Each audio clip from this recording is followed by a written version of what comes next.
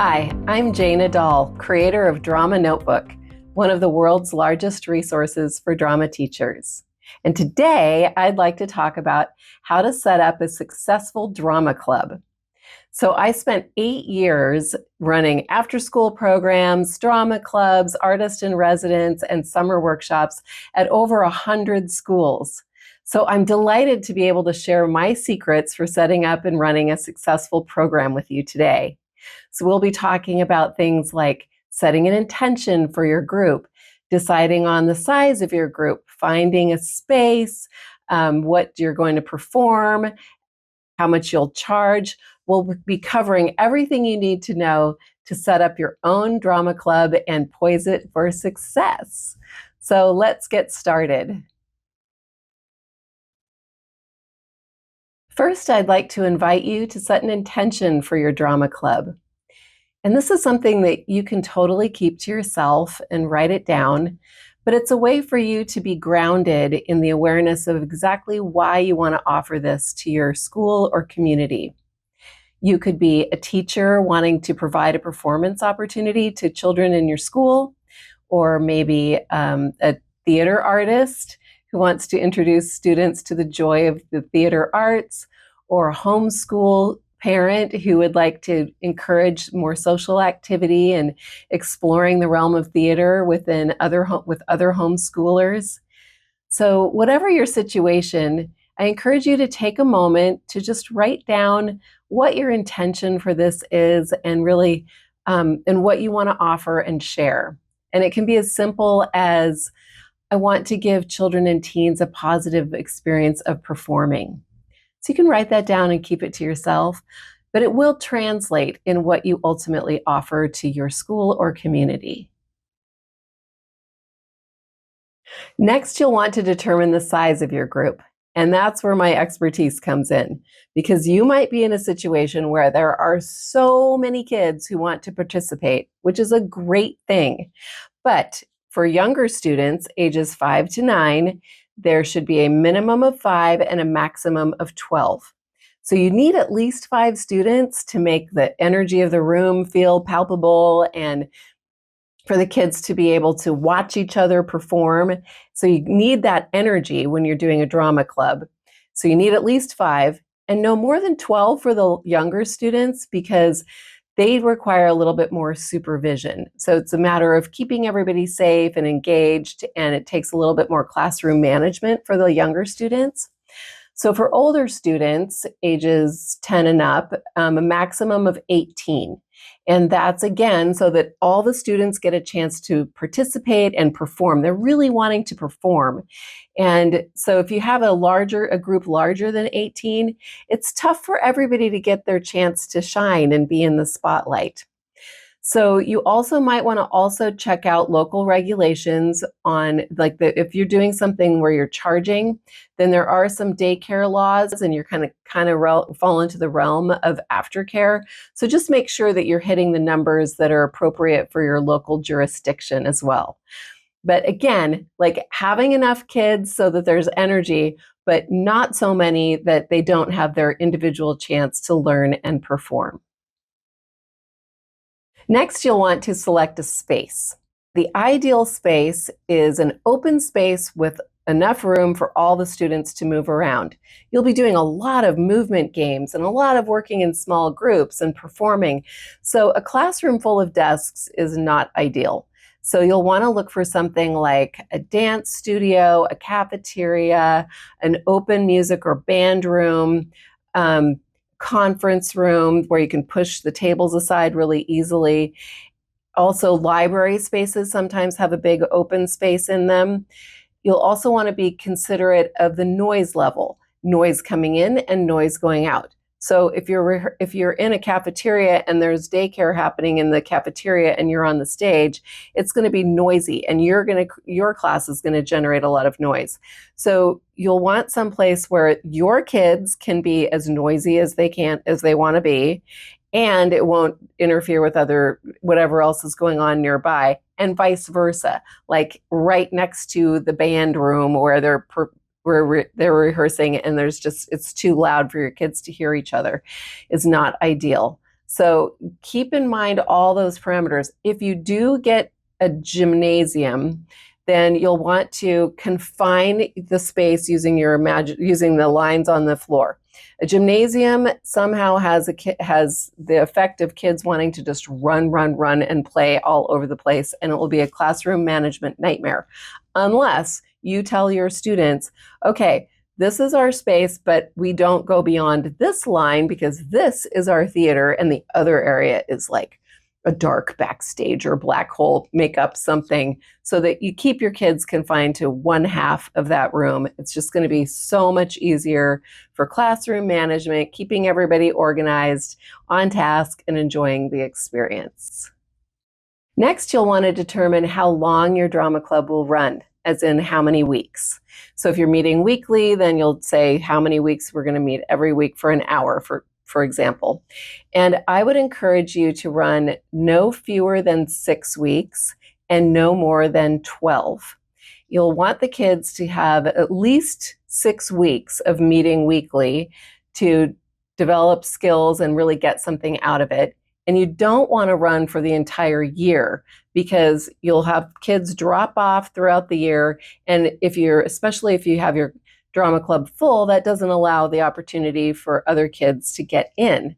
So I would say run between 6 and 12 weeks. Oftentimes schools have the trimester calendar organized. So you do like a fall session, a winter session, and a spring session. And then that way, any kids who want to continue can, but you also can let in your waitlist kids who didn't maybe get a chance to perform or to participate in the fall. So at least 6 weeks, no more than 12. Definitely don't run the entire year, especially your first time out. Students drop off, even if they all tell you we have a full, solid year-long commitment, they do drop out. And then that causes problems with continuity in your class, and especially if you're putting together performances and you're going to have kids who are cast in something and then they have soccer. Oh, we didn't realize that we had a fencing class in the wintertime, so we can't participate. So try to stick to a 6, 9, or 12-week run and then start all over again with a new group of students. Next, you'll want to decide how much you want to charge for your drama class. Even if you're tempted to make it absolutely free, I would encourage you against doing that because drama is an art form that requires commitment. And even putting a little bit of money toward having their child participate solidifies a commitment in the parents' minds. They're more likely to bring them every single week to honor your commitment of offering this. They will take it more seriously. Now, if you are in a very economically challenged area, go ahead and offer it for free if that's what's in your heart. You may, in that instance, ask that all the students who want to participate sign like an actor's agreement or a commitment agreement that they're going to make it to every single class. That way, just everybody gets more out of it when everybody has a little bit of an investment. So maybe charging something like $15 or $20 per class would be a good guideline to use. You'll have to kind of go by what is appropriate for your community. You could charge more, you could charge less, but actually asking for a monetary commitment helps everybody really honor that you've put forth something of value and teaches the students also to stay with something that they signed up for. How to promote your club. That's a big one. So if you are running at a school, you're probably going to be able to send home flyers or email announcements to the entire student body through their email list and their newsletter distribution. If it's not, then this is a little bit of a tricky thing because you don't want to spend more money promoting your club than you're actually going to take in revenue. You could use things like Facebook, Craigslist, Nextdoor. You can put up flyers in your local community or even do like a little tiny ad in your local newspaper. Basically, if you offer something really wonderful that students love, then your reputation will build over time and word of mouth will fill your classes. But it might be a little tough in the beginning. So stick with it. If your first time you don't get enough students, then encourage those parents to talk you up to their other parents, and that way you can get, a stronger turnout and build your classes slowly over time. Now you'll want to decide, what are you going to teach? If you have experience already teaching drama, you've got this. But if you're brand new to teaching drama, even if you have a theater background, nobody ever teaches you how to teach it. So there are a lot of free games, free drama games on the internet. We even have a ton of them on Drama Notebook. And you could start with that, but you'll want to make sure that you cover all the basic acting skills, the vocal projection, blocking, stage movement. So you'd want to start by making a list of all the skills that you want to cover, and then match games and activities for each session that correlate to those skills. So we do, like I said, have a ton of free resources on Drama Notebook. We also have a wealth of drama lessons that are ready to go, easy for anybody to understand and follow. In fact, we have a beginning acting 9-week workshop, a whole lesson plan that's 42 pages long, and it covers session by session exactly what to teach. So that's a fabulous way to get you started. And I know I'm kind of pitching Drama Notebook here, but it is hilariously affordable, you guys.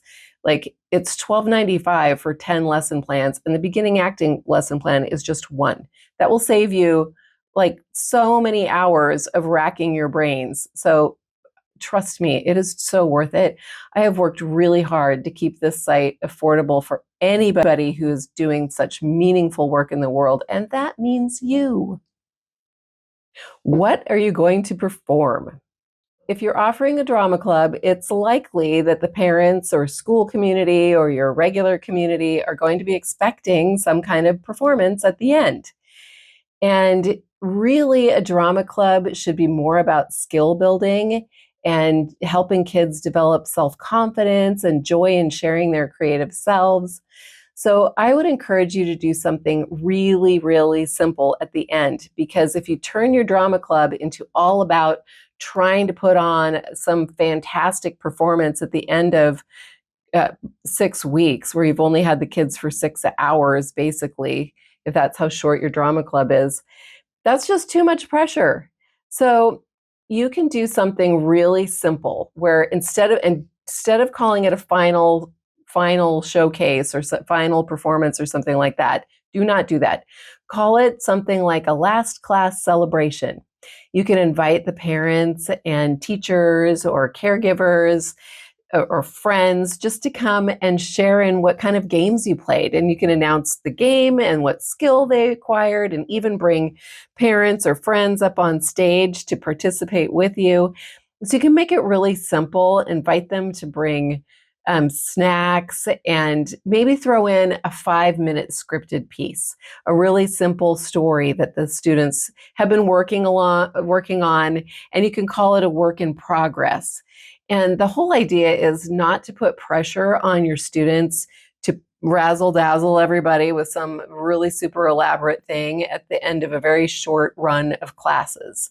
It's more about helping them have a really positive experience of performing. That's going to last them a lifetime.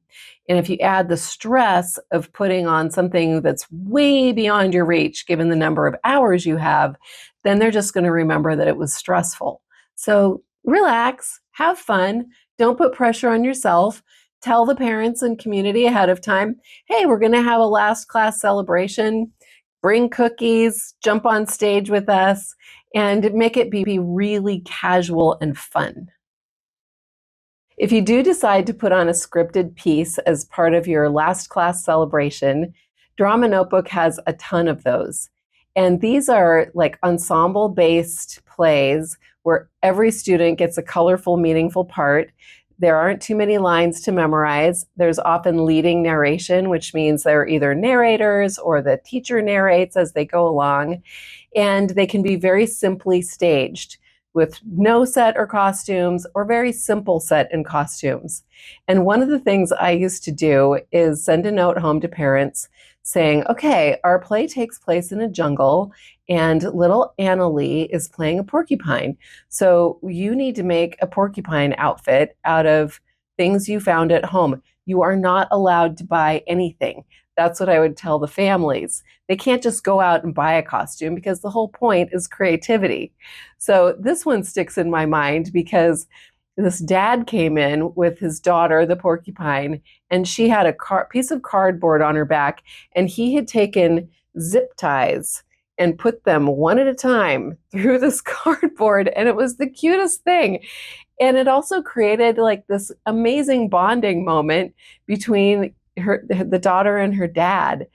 So keeping the focus on homemade costumes gives the kids an opportunity to amplify their creativity. Like, okay, we're not allowed to buy anything. Let's look around the house and see how we can make you into a bear or a giraffe or a tortoise. So it's really charming to see what the families come up with. And it's a good way to help them feel involved and part of the whole process. And so check out those scripts.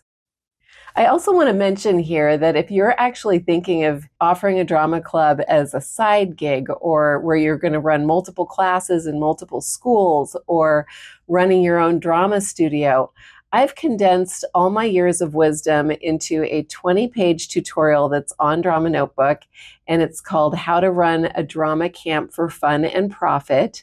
So that applies to clubs and all the different permutations of how you can offer a fee-for-service drama experience for kids and teens.